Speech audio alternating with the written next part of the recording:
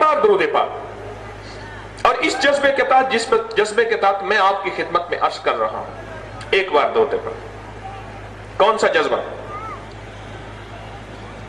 कि अल्लाह मैं एक दफा दरूद पाक पढ़ूंगा और एक दफा दरूद पाक पढ़ने पे 10 रहमतें मेरे ऊपर आ गई। मेरे मदीने वाले का फरमान है, खत्म।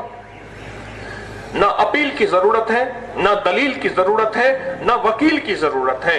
मेरे आका ने फरमा दिया, सारी कायनात टूट के टुकड़े टुकड़े हो सकती है, मेरे मदीने वाले का फरमान रोज़े अव्वल से लेकर रोज़े आखिर तक हक है, सच है। वकफा बिल्लाहि वलियम वकफा बिल्लाहि नसीरा। एक दफा दरूद पाक। मैंने कई लोगों को यह नुस्खा बताया। हमारे सिलसिले में जो 3 तस्बीहात हैं, तीसरा कलमा, दरूद पाक, इस्तिगफार, एक एक तस्बीह। मैं कहता हूं एक तस्बीह को इस अंदाज से पढ़ के देखें भाई। तस्बीह जरा इस जज्बे के साथ पढ़ के आज के बाद देखें। आज मुझसे वादा करें, मैं भी आप भी एक तस्बीह पढ़े बगैर नहीं सोएंगे। दरूद आप यकीनन पढ़ते हैं और बहुत ज्यादा पढ़ने वाले वहां बैठे हुए हैं, लेकिन एक तस्बीह जो मैं आपकी खिदमत में अर्ज करूं, इस जज्बे के साथ पढ़ें, इस नियत के साथ पढ़ें, इस शौक के साथ पढ़ें, इस ज़ौक़ के साथ पढ़ें और इस कैफियत के साथ पढ़ें। वो क्या? एक दफा दरूद पाक पढ़ते ही रहमतें मेरे ऊपर 10 रहमतें आ गईं और रहमतों ने मुझे घेर लिया और रहमतों ने मुझ पे साया कर लिया।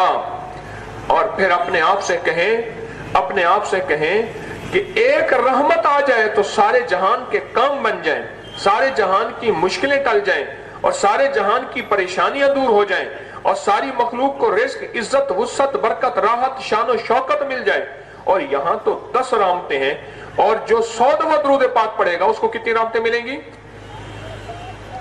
10 को 100 के साथ करें, 1000। अब सोचे तो सही। मैंने उससे कहा कोई जिन वगैरह नहीं है, एक दफा दरूद पाक इस तस्बीह के साथ पढ़ और कह मैं हर वक्त उसकी रहमत में हूं, हर वक्त उसकी छतरी में हूं, हर वक्त उसकी छांव में हूं। एक अफीसर थे, उनकी तरक्की ना हुई, हक भी बनता था, तरक्की ना हुई, उसी में टेंशन में चले गए, एंग्जाइटी में चले गए और इतनी टेंशन में चले गए कि बेचारे न दिन के, न रात के, न दुनिया के, न जहान के, कोई होश नहीं, कोई खबर नहीं, बस इसी परेशानी में चले गए। मैं हर किसी को एक वजीफा नहीं बताता, मैं किसी को क्या देता हूं, किसी को क्या देता हूं।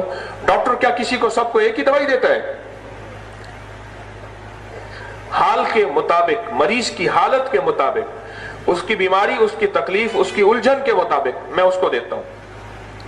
मैंने उससे कहा, मैंने कहा आप बिस्मिल्लाह करके ना दरूद पाक की कसरत करें और दरूद इस नियत से पढ़ें जिस नियत से मैं बता रहा हूं, इस नियत से पढ़ें और फिर आंखों से कमाल देखें। जज्बे के साथ एक एक दरूद को, एक एक दरूद पाक को डूब के पढ़ें। एक है 5 मिनट में एक तस्बीह खत्म करें, एक है 20 मिनट में 100 दफा पढ़ें, उसमें इसमें बड़ा फर्क है। हर दरूद पाक को इस नियत के साथ पढ़े कि इसका असर मेरे ऊपर पड़ रहा और रहमतें आ रही, रहमत आएगी, बीमारी टल जाएगी, रहमत आएगी। मैदे का निजाम खराब है तो ठीक हो जाएगा, जिगर का निजाम खराब है तो ठीक हो जाएगा। आखिर क्यों, मैं आपसे एक सवाल करूंगा, आखिर क्यों सारी इलाज के बाद कहते हैं दुआ करें, सारी दवाओं के बाद कहते हैं दुआ करें? आखिर क्यों इक्तिदार मिल जाता है, मुल्क का बादशाह हाथ में तस्बीह लेके फिरता है? वो तो मुल्क का वजीर आजम है, मुल्क का सदर है, मुल्क का बादशाह है, फिर हाथ में तस्बीह क्यों? फिर किसी बाबे के पास जाए दुआ कराना क्यों?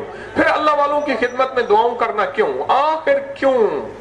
उन्हें पता है कोई एक मंजिल ऐसी है, कोई एक रास्ता ऐसा है, कोई एक जिंदगी का निजाम ऐसा है जिसके बगैर हमारा गुजार नहीं। ला मलजा वला मंजा मिन अल्लाह इल्ला इलैहि, वो अल्लाह है, अल्लाह है। और अल्लाह के नबी अलैहिस्सलाम का दरूद पाक ये रहमतों का खजाना, आफियतों का खजाना, बरकतों का खजाना है। पर दरूद पाक पढ़ना, आज पढ़ना मेरी तरतीब के मुताबिक, آپ بہت درود پاک پڑھتے ہیں، اب اللہ کے نیک بندے ہیں، لیکن آج پڑھنا میری ترتیب کے مطابق جو میں آپ کی خدمت میں عرض کروں ویسے پڑھنا۔ پڑھ کے دیکھیں تو صحیح۔ ایک بچہ رو رہا تھا، اچھا روئے جا رہا تھا۔ میں ایک نکاح میں شامل تھا، اتنا رو رہا تھا کہ کوئی کان پڑی بات سنائی نہیں دیتی تھی۔ اچھا نکاح میں میرا بیان تھا، انہوں نے میرا درس رکھ دیا، انہیں جی آپ تھوڑی سی بات کر لیجئے گا۔ اب میں سوچوں کہ میرے درس میں کسی کو آواز ہی نہیں جائے گی۔ اب یہ بچہ رو رہا، اصل میں ماں کی طرف رو رہا تھا، مخلوط مجمع نہیں تھا، یعنی خواتین کا علیحدہ تھا، مردوں کا علیحدہ تھا۔ ماں نے جو ہے باپ کے پاس بھیج دیا۔ اب باپ کے پاس وہ روئے، اچانک میرے جی میں خیال آیا، میں نے کہا اس بچے کا علاج جو ہے نا وہ درود پاک کی رحمتوں سے کرتے ہیں۔ میں نے کیا کیا، درود پاک پڑھنا شروع کر دیا اور اس پہ توجہ ڈالی کہ رب کی رحمتیں اس کے بچے پہ چھا رہی اور رحمتوں میں سکون ہے۔ بچہ سکون میں آ رہا، یقین جانیے کوئی میں نے 11 بار پڑھا ہوگا یا 15 دفعہ پڑھا ہوگا، اس توجہ کے ساتھ بچہ سکون میں آ گیا، راحت میں آ گیا اور کھیلنے لگ گیا۔ اور میں حیران ہوا اس بات پہ نہیں، اس بات پہ کہ آج تک میں نے اتنی توجہ والا اس سے پہلے درود کیوں نہیں پڑھا تھا۔ بچہ ٹھیک ہو گیا۔ دیکھو رحمت میں سکون ہے یا بے سکونی، اور درود میں رحمت ہے، برکت ہے، عطا ہے، عافیت ہے، حسن و جمال ہے۔ اس جذبے کے ساتھ درود پاک پڑھیں، اس نیت کے ساتھ درود پاک پڑھیں۔ وعبقری حسان